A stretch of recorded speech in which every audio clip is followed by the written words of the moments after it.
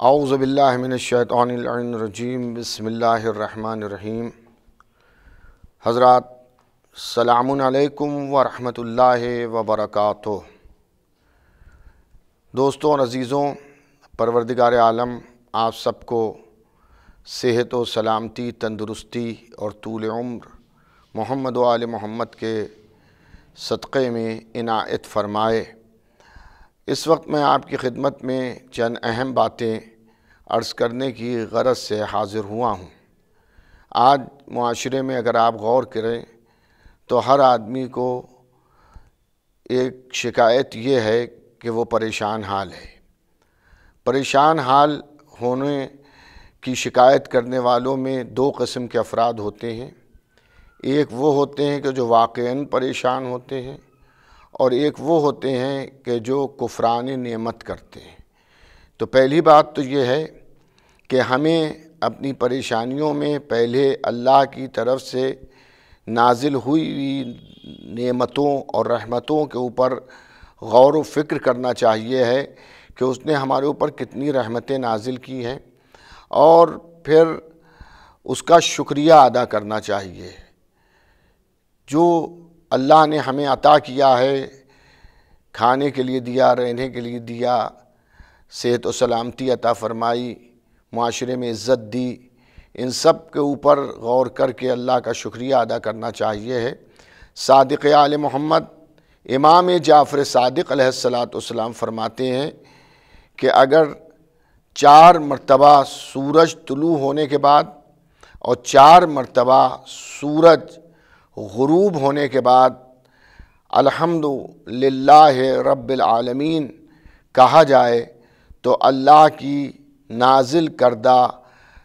رحمتوں اور برکتوں کا شکریہ ہوتا ہے یہ۔ اور جب ہم نعمتوں کا شکریہ ادا کرتے ہیں تو پروردگار عالم ہمارے اوپر نعمتوں میں اضافہ کرتا ہے۔ ایک یہ ہے کہ ہم کفران نعمت کر رہے ہیں کہ سب کچھ ملنے کے باوجود بھی ہم اس کے شکر گزار نہیں ہیں، اور ہم یہ چاہتے ہیں کہ اس سے زیادہ ہمیں اور مل جائے اور مل جائے اور مل جائے۔ توکل کرنا چاہیے ہے، جو بھی اللہ کی طرف سے آپ کو ملا ہے اس کے اوپر اللہ پہ بھروسہ رکھیے اور اس کے اوپر اللہ کا توکل رکھیے۔ دوسری چیز یہ ہے کہ اگر آپ کو اپنی ضروریات زندگی میں کچھ چیزوں کی ضرورت ہے جو مہیا نہیں ہو رہی ہیں اور آپ کوشش بھی کر رہے ہیں، تو اس کے لیے آپ اللہ ہی کی بارگاہ میں محمد و آل محمد علیہ السلام کے وسیلے سے دعا کیجئے۔ پروردگار عالم آپ کی دعا کو قبول کرے گا، کیونکہ وہ دعا سننے والا بھی ہے اور دعا کا قبول کرنے والا بھی ہے۔ ہمیں چاہیے یہ ہے کہ ہم اس کی دی ہوئی نعمتوں کا شکریہ ادا کریں، جہاں پہ کمی محسوس کریں اللہ ہی کی بارگاہ میں ہم سوال کریں۔ انشاءاللہ پروردگار عالم ہمارے سوالوں کو پورا کرے گا۔ بہت سے ایسے اعمال ہیں، ایسے وظائف ہیں، ایسے طریقے ہیں کہ اگر انسان ان اعمال کو، ان طریقوں کو، ان وظائف کو انجام دے تو پروردگار عالم اس کی پریشانیوں کو، اس کی مشکلات کو دور کرتا ہے۔ پریشانیوں کو دور کرنے کے لیے بہت اہم چیز یہ ہے جس کے اوپر معصومین نے بہت زیادہ زور دیا ہے، قرآن حکیم نے بھی جس کی طرف اشارہ کیا ہے، اور ہمارے ائمہ معصومین نے اپنے چاہنے والوں کو خاص طور پر اس طرف متوجہ کیا ہے، اور یہ فرمایا ہے کہ تم اس عمل کو انجام دو، تمہاری بلائیں دور ہوں گی۔ وہ ہے صدقے کا دینا۔ صدقے کی بھی دیکھیے 2 قسمیں ہوتی ہیں۔ ایک ہوتا ہے صدقہ واجبہ، جو آپ کے اوپر واجب ہوتا ہے، جیسے زکوٰۃ فطرہ جسے آپ کہتے ہیں، یہ صدقہ واجبہ ہے۔ اور ایک صدقہ وہ ہوتا ہے جو آپ پر واجب نہیں ہے، لیکن جب آپ کسی کی مدد کریں گے، کسی غریب کا سہارا بنیں گے، کسی محتاج کا سہارا بنیں گے، کسی کے لیے آپ کچھ اچھا کریں گے تو پروردگار عالم آپ کے لیے بھی اچھا کرے گا۔ تو صدقے کی بہت زیادہ اہمیت ہے، اور صدقہ دینے کے لیے بہت زیادہ تاکید کی گئی ہے۔ آپ جب صبح اٹھیں تو پہلا کام یہ کریں کہ آپ کسی محتاج کے لیے کچھ نہ کچھ نکال دیں. خالی نکال دینا کافی نہیں ہے، بلکہ جیسے آپ کو فرصت ملے آپ کسی غریب اور محتاج تک اس شے کو پہنچا دیں. تو اس کے لیے جب کوئی اپنا صدقہ نکالتا ہے، اپنے گھر والوں کا صدقہ نکالتا ہے، تو اس صدقے کا فائدہ یہ ہوتا ہے کہ اس کے اوپر آنے والی مصیبتیں ٹل جاتی ہیں، دفع ہو جاتی ہیں. پروردگار عالم اس کے اوپر رحمت نازل کرتا ہے اور اس کو پریشانیوں، مصیبتوں، آفت ناگانی، بلاؤں اور حادثوں سے محفوظ رکھتا ہے. تو صدقے کے بارے میں آپ کی خدمت میں یہ عرض کروں گا کہ یہ ضرور نکالیے. آپ اپنی حیثیت کے اعتبار سے جو بھی آپ حیثیت رکھتے ہو، یہ تو آپ خود ہی بہتر سمجھ سکتے ہیں. کوئی 10 روپے نکالنے کی حیثیت رکھتا ہے، کوئی 50 روپے نکالنے کی حیثیت رکھتا ہے، کوئی 100 روپے نکالنے کی حیثیت رکھتا ہے، کوئی اس سے زیادہ حیثیت رکھتا ہے، اور یہ بھی امکان ہے کہ کوئی اس سے کم حیثیت رکھتا ہو. تو چھوٹا سے چھوٹا بھی صدقہ جو ہے وہ آپ کے لیے جو ہے کارگر ہوگا. اگر آپ کے پاس اتنا نہیں ہے کہ آپ 10-20 روپے 50 روپے نکالیں، تو اگر 2 روپے یا 2 روپے سے کم بھی آپ اللہ کی راہ میں نکال لیں تو اس کا بھی اجر و ثواب آپ کو ملے گا. امیر کائنات، امیر المومنین، مولائے متقیان حضرت علی ابن ابی طالب علیہ السلام فرماتے ہیں کہ چھوٹی نیکی کرنے میں بھی گریز نہ کرو، تاخیر نہ کرو. یہ نہ سوچو کہ یہ چھوٹی نیکی ہے، یہ چھوٹا عمل خیر ہے، اس عمل خیر کا اتنے چھوٹے عمل خیر کرنے کا فائدہ کیا ہوگا. نہیں، اللہ کی بارگاہ میں چھوٹے بڑے کی بات نہیں ہے. آپ نے کس عقیدت سے اور کس نیت سے، جتنا خلوص ہوگا اس میں اور جتنا اللہ کی خوشنودگی آپ کے ذہن میں ہوگی، اس میں اتنا ہی وزن ہوگا. میں اکثر ایک بات عرض کرتا ہوں کہ روز محشر پروردگار عالم ہمارے اعمال کو جو ہے وہ شمار نہیں کرے گا، گنتی نہیں کرے گا، بلکہ اعمال کا وزن کرے گا، اعمال کو تولے گا. تو امکان ہے کہ آپ کا دیا ہوا 1 روپیہ 1000 روپوں کے سے زیادہ وزنی ہو. تو عمل خیر کرنے میں کہیں پر کوتاہی نہیں کرنا چاہیے ہے، اور صدقہ خیرات دینے میں یہ نہیں سوچنا چاہیے کہ ہم بڑا ہی اماؤنٹ دیں گے. نہیں، جس وقت آپ دے رہے ہیں اس وقت آپ کی جو حیثیت ہے اس حیثیت کے اعتبار سے آپ اس کو جو ہے وہ مستحق تک پہنچائیں. دیکھیے، صدقے کا فائدہ اسی وقت ہوگا، اللہ کی راہ میں خرچ کرنے کا فائدہ اسی وقت ہوگا جب آپ 3 چیزوں کو ضرور اپنے ذہن میں رکھیں. ایک چیز تو یہ ہے کہ جو مال آپ اللہ کی راہ میں خرچ کر رہے ہیں وہ مال پاک و پاکیزہ ہو، کسی کا غصب کیا ہوا مال نہ ہو، جائز طریقے سے آپ نے اسے حاصل کیا ہو. اگر جائز طریقہ مال کے حصول کا نہیں ہے تو پھر اس مال کی زکوٰۃ و خیرات کرنے کا فائدہ نہیں ہے. تو جائز طریقے سے آپ نے مال حاصل کیا ہو، اور پھر اس مال کو آپ مستحق تک پہنچائیں. مستحق آپ تک مشکل سے آئے گا، آپ کو خود مستحقین کو ڈھونڈنا پڑے گا، ضرورت مند کو ڈھونڈنا پڑے گا. کون ایسا ہے کہ جو اللہ اور رسول کا مطیع و فرما بردار ہے اور آل محمد کا چاہنے والا ہے، لیکن مال دنیا اس کے پاس نہیں ہے، وہ غریب ہے، محتاج ہے، فقیر ہے. تو ایسے شخص کو آپ کو ڈھونڈنا پڑے گا. یہ کام آپ کا ہے کہ آپ اسے تلاش کیجئے، آپ اسے ڈھونڈیے، کیونکہ اس کو جو آپ دے رہے ہیں اس کا فائدہ آپ کو ملنے والا ہے. اسے تو ہم نے 10 20 50 100 200 500 1000 2000 روپے دے دیے، یہ اس کا ایک دنیاوی فائدہ ہو گیا. لیکن اس کا دنیاوی فائدہ ہو رہا ہے، لیکن آپ کی آخرت کا فائدہ ہو رہا ہے، آپ کی دنیا کا فائدہ ہو رہا ہے. آخرت کا فائدہ اس لیے ہو رہا ہے کہ آپ کے درجات اللہ کی بارگاہ میں بلند ہو رہے ہیں، اور دنیاوی فائدہ یہ ہو رہا ہے کہ آپ مصیبتوں، پریشانیوں، آفت ناگانی، بلا، حادثات، امراض سے محفوظ ہو رہے ہیں. تو پہلی بات یہ ہے کہ جو آپ دے رہے ہیں وہ پاک مال ہونا چاہیے، صحیح ہونا چاہیے، آپ کی محنت کا ہونا چاہیے، حلال اور جائز ہونا چاہیے. دوسرے یہ کہ جس تک آپ اس مال کو پہنچا رہے ہیں، یہ پیسہ آپ جسے دے رہے ہیں، جس کی آپ مدد کر رہے ہیں، وہ مستحق ہو. ایسا نہیں ہے کہ ہم تعلقات کی بنیاد پر غیر مستحق کو ہم مذہبی رقوم دے دیں، بلکہ ہونا یہ چاہیے ہے کہ ہم مستحق کو تلاش کریں، مستحق کو ڈھونڈیں، اور جب ہم مطمئن ہو جائیں کہ ہاں یہ مستحق ہے، اس کو دیا جا سکتا ہے اللہ کی خوشی کے لیے، تو ہم اسے دیں۔ مومنین بالخصوص اگر آپ مدد کر رہے ہیں تو پہلے آپ برادران مومنین میں آپ دیکھیں کہ جو اللہ اور رسول، آل رسول، محبان اہل بیت پیغمبر اسلام ہیں، ان کو آپ جو ہیں وہ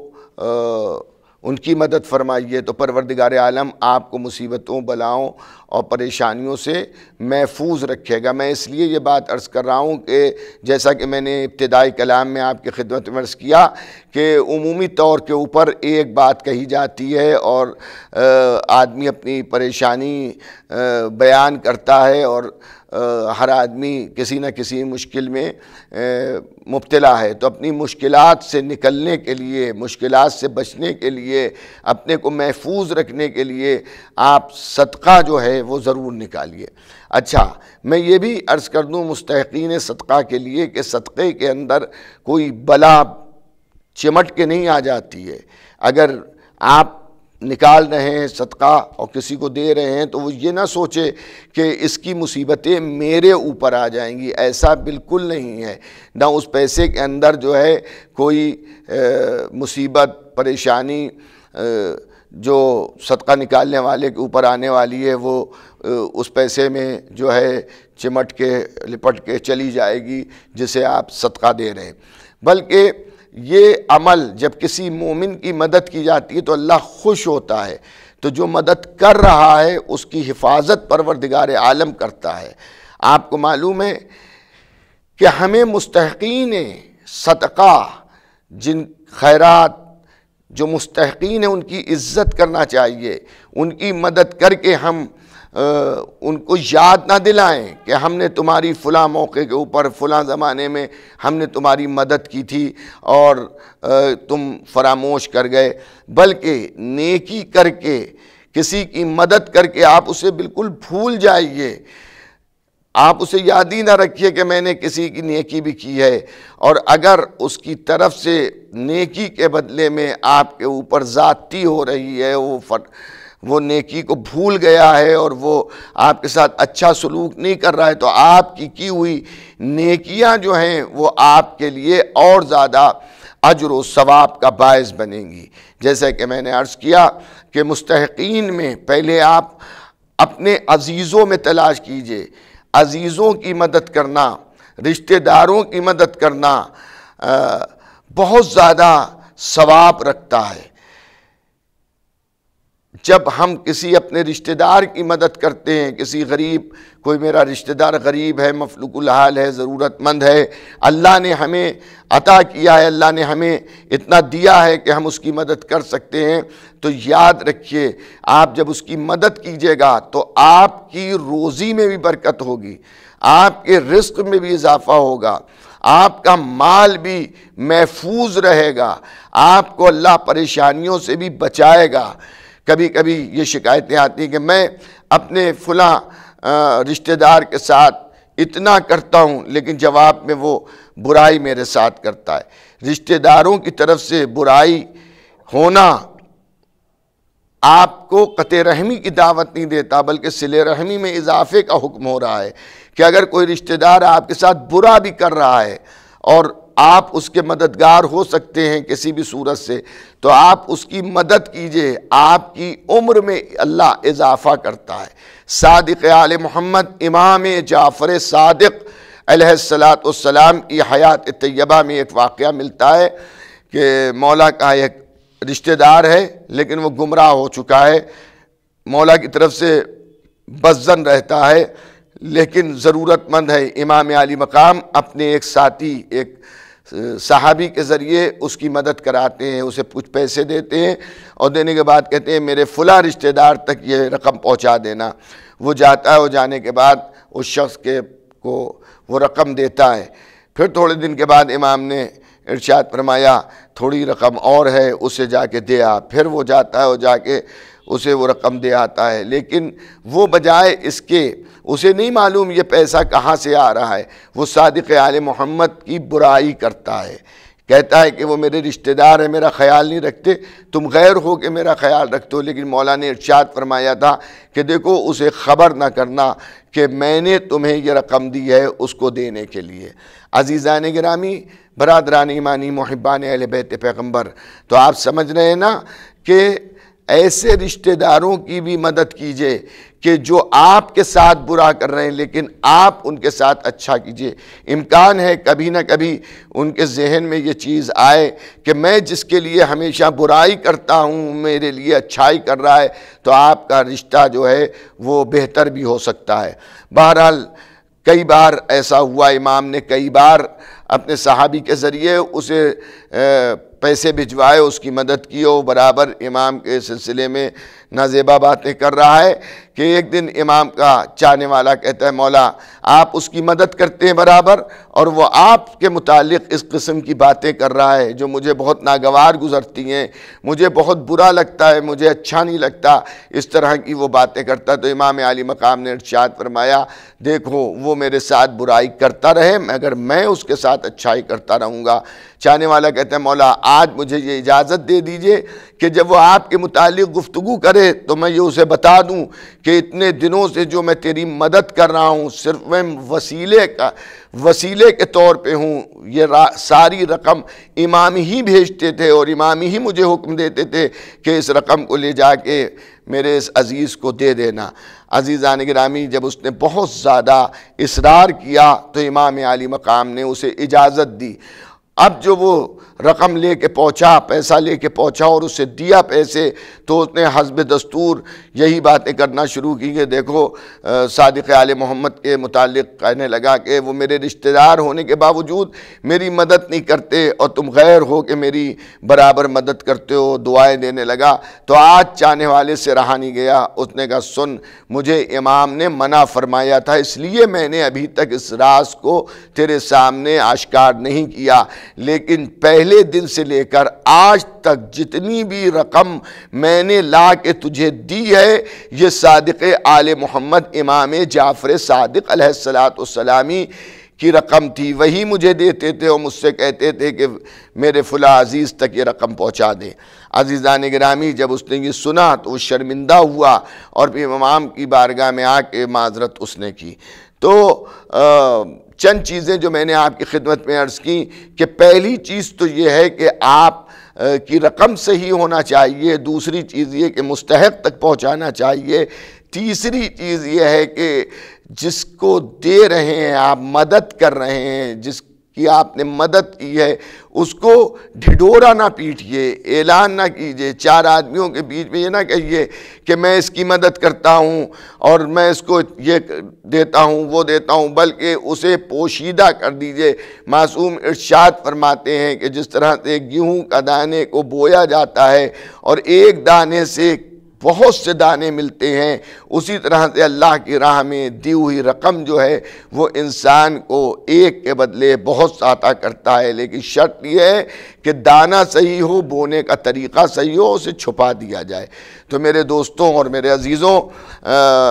مومنین کی مدد کیجئے، اپنے عزیزوں کی مدد کیجئے، اپنے پڑوسیوں کی مدد کیجئے۔ پڑوسیوں کا بھی بہت زیادہ حق ہے، پڑوسیوں کا حق اتنا ہے کہ جب مولا علی فرماتے ہیں کہ حضور ختمی مرتبت نے جب پڑوسیوں کے حقوق کو بیان کرنا شروع کیا تو اتنے حقوق بیان کیے کہ مجھے یہ محسوس ہونے لگا کہ کہیں اب پڑوسی جو ہے وہ میراث میں نہ شامل ہو جائے، کہ حق میراث بھی پڑوسی رکھتا ہے، کہیں ایسا نہ ہو جائے۔ ہمسائے کے لیے جو آپ کا پڑوسی ہے اس کے لیے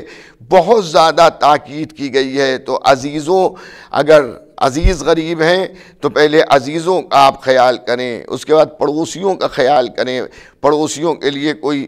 تاکید نہیں کی گئی ہے کہ پڑوس میں آپ کے کون رہ رہا ہے، کوئی انسان جو بھی رہ رہا ہے وہ آپ کا پڑوسی ہے، اس کے لیے آپ اس کے حقوق ہیں آپ کے اوپر، تو اس کا خیال رکھیے۔ مومنین میں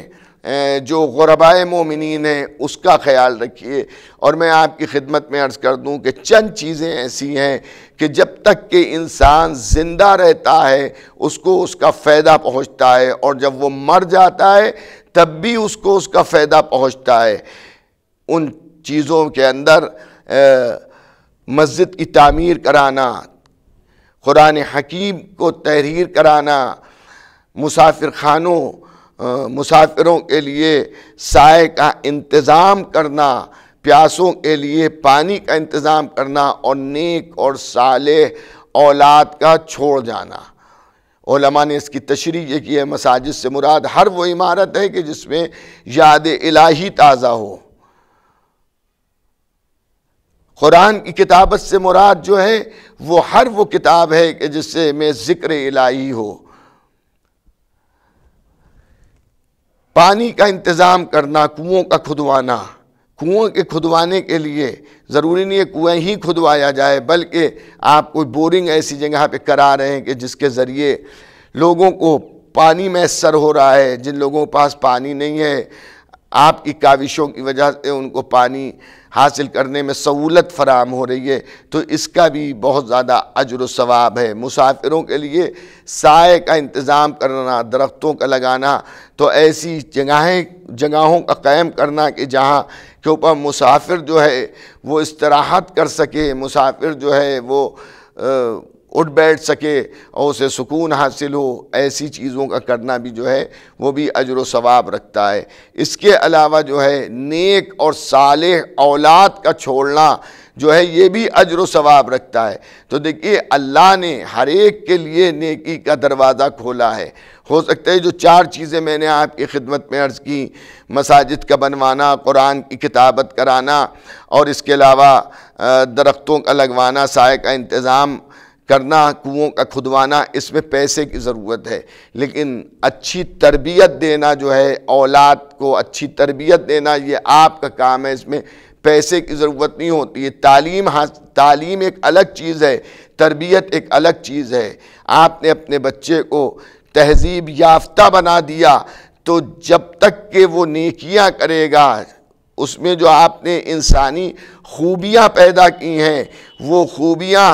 جب تک کہ وہ انجام دے گا اس سے دوسرے انسانوں کو فائدہ پہنچے گا۔ مثلاً آپ نے اپنے بچوں کو تربیت دی، کبھی جھوٹ نہ بولنا، کبھی کسی کو دھوکہ نہ دینا، کبھی کسی کے مال کو غصب نہ کرنا، کبھی کسی کا دل نہ دکھانا، تو عزیزان گرامی یہ سب سکھانے میں کوئی پیسے کی ضرورت نہیں ہوتی ہے۔ آپ اپنے گھر کے اندر اپنے بچوں کو بٹھا کے سمجھا سکتے ہیں اور اپنا بہترین کردار ان کے سامنے پیش کر کے ان کو اس کردار کا عادی بنا سکتے ہیں۔ تو جب وہ سچا ہوگا، وہ کسی کا مال نہیں غصب کرے گا، خائن نہیں ہوگا، اور لوگوں سے وفاداری کرے گا، اخلاق سے پیش آئے گا، جو آپ نے بچپنے میں اسے تربیت دے کر آپ نے اسے ایسا بنایا ہے، تو جب تک کہ وہ اس کام کو انجام دیتا رہے گا، آپ زندہ رہیں گے، تب بھی آپ کو اس کا اجر و ثواب ملے گا، اور خدا نہ کرے آپ مر گئے تو تب بھی آپ کی اولاد کے ذریعے آپ کو اس کا اجر و ثواب ملتا رہے گا۔ میرے دوستوں عزیزوں، ہم سب کو اس چیز کا پورا لحاظ رکھنا چاہیے اور پورا خیال کرنا چاہیے ہے کہ ہم جو کچھ بھی کر رہے ہیں وہ اس لیے انجام دے رہے ہیں کہ اللہ، رسول اور آل رسول ہم سے راضی ہوں۔ یہ دنیا جو ہے، یہ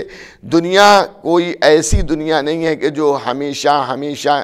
کے لیے ہمیں یہاں آباد ہونے کے لیے کہا گیا اور ہمیشہ یہاں ہم آباد ہونے کے لیے آئے ہوں۔ کبھی نہ کبھی تو ایسا ہوگا کہ جب ہم اس دنیا فانی کو چھوڑیں گے، اس وقت ہمارے جو چیز کام آئے گی وہ ہمارا عمل خیر ہوگا، ہماری نیکیاں ہوں گی۔ ہم نے جو اللہ کی راہ میں اپنی کمائی ہوئی حلال اور پاک دولت کو خرچ کیا ہے، جو ہم نے غریبوں کی مدد کی ہے، محتاجوں کا جو ہم سہارا بنے ہیں، اللہ ان سب چیزوں کے ذریعے ہماری مدد کرے گا ہمارے مرنے کے بعد۔ اکثر ایک سوال یہ کیا جاتا ہے کہ مردے کی طرف سے کیا صدقہ دیا جاتا ہے؟ دیا جا سکتا ہے۔ دیکھیے، جو میں شرعی صدقے کے بارے میں عرض کر رہا ہوں، اور وہ جو سماج میں صدقے کے بہت سے طریقے ہیں، کہیں نیبو صدقے میں کاٹا جاتا ہے، کہیں انڈا اتارا جاتا ہے، کہیں سل کے بھٹے کو سر پہ گھما کے جو ہے اسے زمین پر پٹکا جاتا ہے، کہیں کے اوپر جو ہے وہ مثلاً گھر کی دہلیزوں کی مٹی نکال کے صدقہ اتارا جاتا ہے، کہیں کڑوے تیل کی بتیوں سے صدقہ اتارا جاتا ہے، اور کہیں جو ہے وہ مرچوں پہ چونے کی چیپیاں لگا کے صدقہ اتارا جاتا ہے۔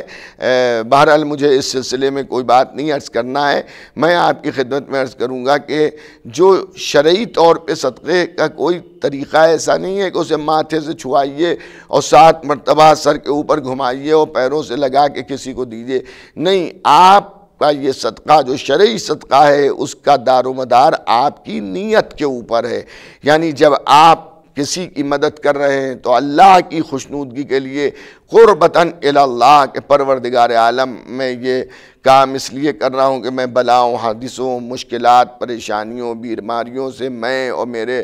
گھر والے اور میرے عزیز جو ہیں محفوظ رہیں۔ اسی طرح سے جب مردے کا صدقہ نکالا جاتا ہے تو مردے کا صدقہ نکالنے کا مطلب یہ نہیں ہے کہ مردے کے ماتھے سے وہ پیسے آپ لگائیں اور اس کے سر کے اوپر ان پیسوں کو 7 مرتبہ گھمائیں، بلکہ آپ کی نیت ہونا چاہیے کہ پروردگار میں یہ رقم اپنے فلاں مرحوم کی طرف سے دے رہا ہوں تاکہ پروردگار تو ان کے گناہوں کو معاف کر دے اور ان کے اوپر اپنی رحمتوں میں اضافہ فرما۔ عزیزان گرامی، صدقے کے اللہ کی راہ میں خرچ کرنے کے بہت زیادہ فوائد ہیں، اسی لیے ہمارے 14 معصومین کی زندگیوں میں اگر آپ تلاش کیجئے گا تو 14 کے 14 معصوم جو ہیں وہ اللہ کی راہ میں ہمیشہ خرچ کرتے رہے اور اللہ کی راہ میں انہوں نے ہمیشہ خرچ کیا۔ انہیں تو یہ بھی نہیں دیکھا کہ جو سوال کرنے والا ہے کس مذہب سے تعلق رکھتا ہے، انہیں نے یہ بھی نہیں دیکھا کہ جو مانگنے آیا ہے وہ دوستوں میں سے ہے یا دشمنوں میں سے ہے، بلکہ اللہ کی خوشی کے لیے جس نے بھی ان سے سوال کیا انہیں نے اس کے سوالوں کو پورا کیا اور اس کی حاجتوں کو پورا کیا۔ عزیزان گرامی، صدیقہ طاہرہ حضرت فاطمہ زہرا سلام اللہ علیہا کے حالات زندگی میں ملتا ہے کہ جب شہزادی کا عقد ہوا ہے اور تو رسول خدا صلی اللہ علیہ وسلم نے شہزادی کو 2 جوڑے دیے، ایک قیمتی لباس تھا، اچھا لباس تھا، اور ایک بوسیدہ لباس تھا جو بہت اچھا لباس نہیں تھا، اور جب دوسرے دن بابا کے گھر تشریف لائی ہیں تو بوسیدہ لباس پہنے ہوئے تھیں، تو نبی کریم نے ارشاد فرمایا فاطمہ میں نے تمہیں 2 لباس دیے تھے، ابھی نئی شادی ہوئی ہے، تمہیں اچھا لباس پہننا چاہیے تھا۔ تو شہزادی نے ارشاد فرمایا کہ اللہ کے رسول میں نے اسے اللہ کی راہ میں خیرات کر دیا، کہ بیٹی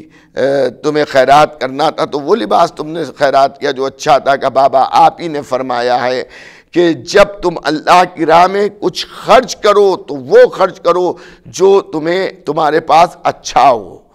جو تمہارے پاس اچھا ہو اسے خرچ کرو۔ عزیزان گرامی، ہم کھانا تو کھلا رہے ہیں غریب کو، لیکن کون سا کھانا کھلا رہے ہیں جو اب ہمارے ہاں فریج میں رکھنے کی جگہ نہیں ہے، اب ہم کسی کو کھلا رہے ہیں۔ بہرحال اس کا بھی کھلانا کوئی عذاب نہیں ہے، اس کا بھی آپ کو اجر ملے گا، لیکن اتنا اجر نہیں ملے گا جو آپ تازہ کھانا پکا کے اس نیت سے کہ آج فلاں غریب کو ہم کھانا پکا کے تازہ کھانا کھلائیں گے۔ جو آپ باسی کھانا بھی اگر کسی بھوکے کو کھلا رہے ہیں تو اس کا بھی اجر و ثواب ہوگا، لیکن زیادہ ثواب نہیں ہوگا۔ زیادہ ثواب اس وقت ملے گا کہ جب جو آپ پسند کر رہے ہیں وہ دوسرے کے لیے بھی آپ پسند کریں۔ تو بی بی نے فرمایا بابا آپ نے کہا ہے کہ جو اپنے کو پسند ہو وہ اللہ کی راہ میں خرچ کرو، تو وہ اچھا لباس تھا، مجھے پسند تھا۔ سائل آیا اور اس نے سوال کیا، میں نے لباس جو ہے وہ اچھا لباس اسے دے دیا۔ حضور ختمی مرتبہ مسکرائے اور خوش ہوئے اور اپنی بیٹی کے حق میں دعائیں کی۔ یہ بھی یاد رکھیے، کبھی بھی ذہن میں دیکھیے جو آپ اللہ کے لیے کر رہے ہیں، جو آپ آخرت کے لیے کر رہے ہیں، جو آپ دین کے لیے کر رہے ہیں، اس کے لیے کبھی بھی ذہن میں یہ نہ لائیے کہ دنیا دیکھے نہ دیکھے، اللہ دیکھنے والا ہے، اور جب صرف اللہ کے لیے عمل انجام دیا جاتا ہے تو اللہ اس کا ایک کثیر اجر انسان کو دیتا ہے، بہت زیادہ ثواب دیتا ہے۔ میں آپ کی خدمت میں عرض کروں، کبھی کبھی دنیا کو دکھانے کے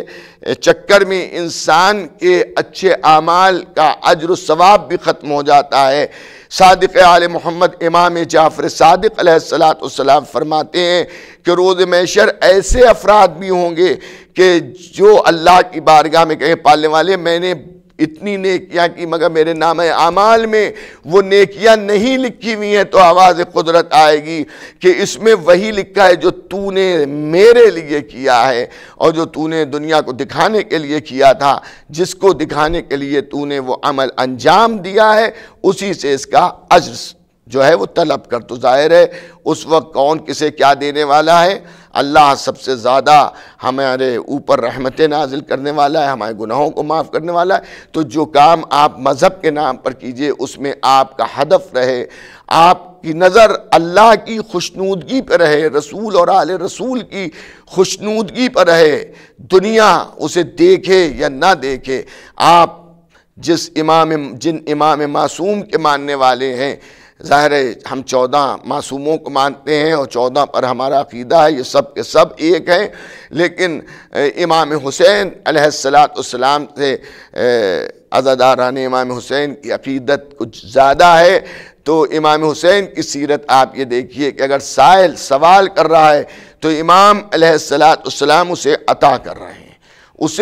کر رہے ہیں، لیکن اپنا چہرہ چھپائے ہوئے۔ تو سائل نے کہا مولا میری ضرورت تو پوری ہو گئی مگر ہم آپ کے چہرے کی زیارت کرنا چاہتے ہیں، مولا آپ اپنا چہرہ کیوں نہیں دکھا رہے ہیں؟ تو امام نے ارشاد فرمایا میں اپنا چہرہ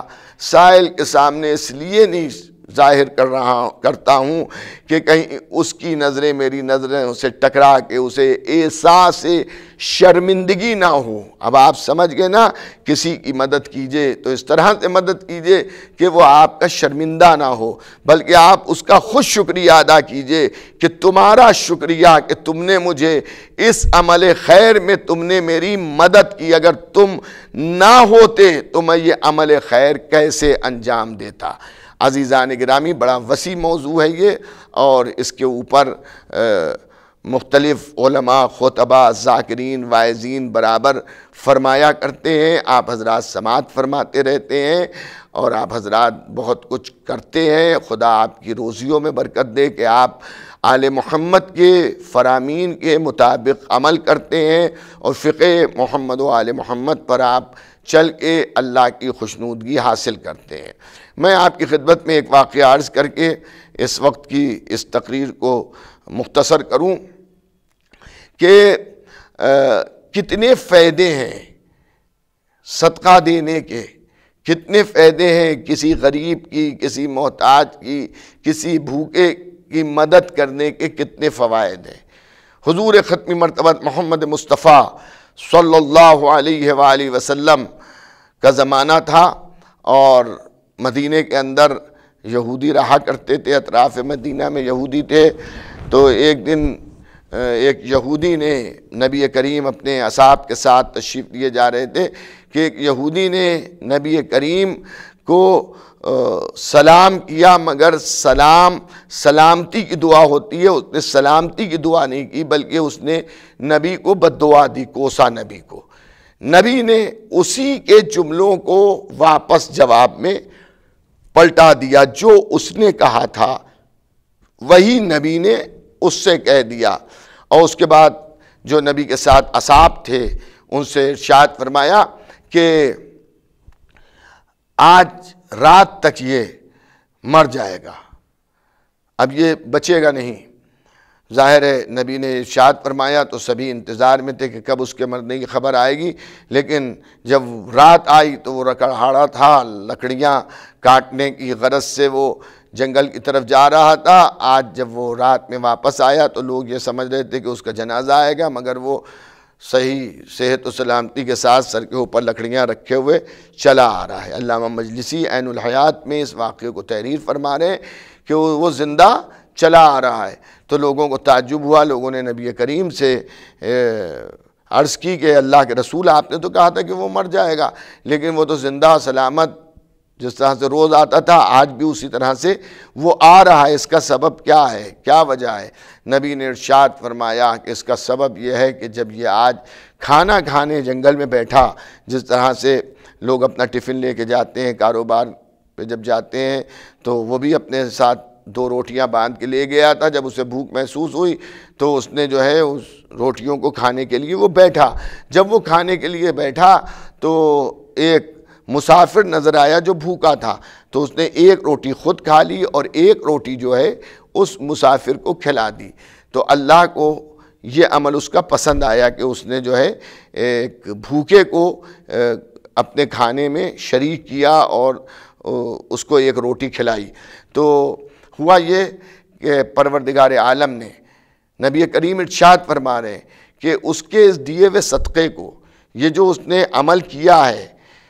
ایک انسان کی جو مدد کی ہے، تو اس عمل کی وجہ سے اللہ نے اس کی عمر میں اضافہ کر دیا، اور جو سانپ اس کو ڈسنے کے لیے معین کیا تھا اللہ نے، اس کے دیے ہوئے صدقے کو لکڑی بنا کر اس کے منہ میں پھنسا دیا۔ اگر تمہیں یقین نہ ہو تو اس کے سر پر رکھی ہوئی لکڑیوں کو کھولو، اس کے اندر تمہیں لکڑی منہ میں پھنسا ہوا سانپ نظر آئے گا۔ عزیزان گرامی، نبی کریم صلی اللہ علیہ وآلہ وسلم نے جیسا فرمایا تھا ویسے ہی دیکھا گیا۔ جب لکڑیوں گٹھر کو کھولا گیا اور کھول کے تلاش کیا گیا تو اس میں ویسے ہی سانپ نظر آیا جیسا نبی کریم نے ارشاد فرمایا تھا، اور اس کے منہ میں لکڑی پھنسی ہوئی تھی۔ تو آپ نے دیکھا موت سے بھی جو ہے وہ صدقہ انسان کو بچا سکتا ہے، یعنی اس کی موت میں بھی جو ہے اس کو ٹال کے اس کی زندگی میں اضافہ کر سکتا ہے۔ تو میں بس اس وقت اتنا ہی آپ کی خدمت میں عرض کروں گا کہ اپنی مشکلات کو دور کرنے کے لیے اور اپنی پریشانیوں کو دور کرنے کے لیے، اپنی اوپر آنے والی آفتوں کو دور کرنے کے لیے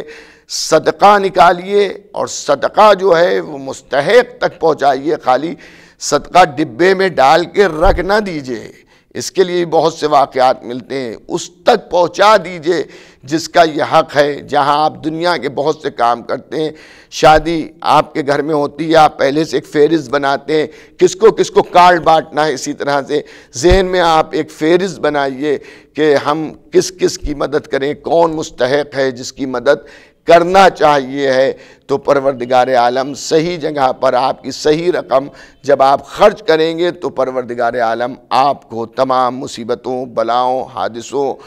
اور مشکلات سے نجات دے گا، بیماریوں سے محفوظ رکھے گا۔ اور اللہ کی بارگاہ میں میری دعا ہے کہ آپ جو بھی عمل خیر اللہ کے لیے کرتے ہیں، اللہ اسے قبول فرمائے۔